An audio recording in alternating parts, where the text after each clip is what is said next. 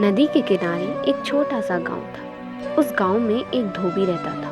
वह गांव भर के कपड़े धोकर अपने परिवार का पेट पालता था। उसके पास एक गधा था। वह सुबह गधे पर कपड़ों का गट्ठर लादता और नदी के घाट पर पहुंच जाता।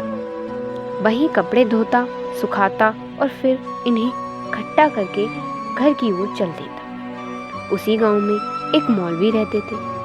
वह गांव के बच्चों को पढ़ाया करते थे। एक दिन वह क्रोध में बच्चों को डांट रहे थे। मैंने ना जाने कितने गधों को आदमी बनाया है, मैं तुम्हें भी आदमी बनाकर दम लूंगा। उस समय धोबी उधर से गुजर रहा था। उसने मौलवी की बात सुनी। वह बहुत प्रसन्न हुआ। उसने सोचा, ये मौलवी तो मेरे गधे को भी आदमी बना देंगे। अगले दिन सुबह ही धोबी अपने गधे को लेकर मौलवी के घर पहुंचा। उसने मौलवी से अपने गधे को आदमी बनाने की प्रार्थना की। मौलवी ने उससे कहा कि मैंने तो बच्चों को डराने के लिए कहा था, मैं गधे को आदमी नहीं बना सकता। पर धोबी ने उसकी एक न सुनी, बस एक ही रट लगाए रहा, मेरे गधे को भी आदमी बना दो। मौलवी ने सोचा, ये ऐसे नहीं मानेगा। उसने धोबी से कहा, मैं तुम्हारे गधे को आदमी तो बना दूंगा, पर इस काम में 500 रुपए लगेंगे। धोबी बड़ा प्रसन्न हुआ। वह दौड़ा दौड़ा घर गया और रुपए लाकर मौलवी को दे दी। मौलवी ने उससे कहा, ठीक है, अब मैं तुम्हारे गधे को आदमी बना दूंगा, पर इसमें 6 महीने लग जाएंगे। तब तुम मेरे पास आना।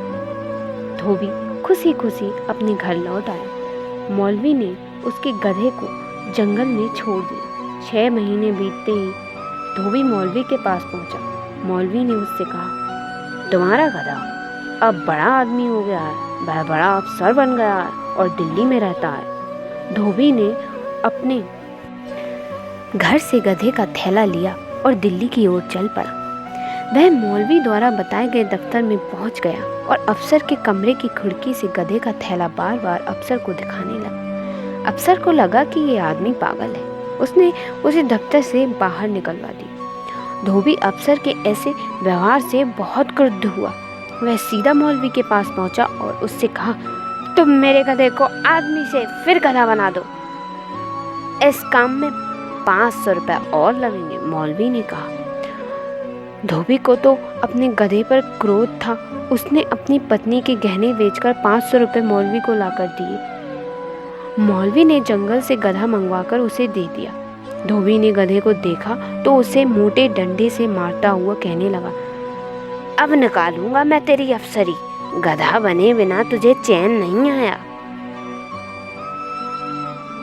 ऐसी ही अच्छी अच्छी कहानियों के लिए हमारे चैनल को शेयर, सब्सक्राइब एंड लाइक करें।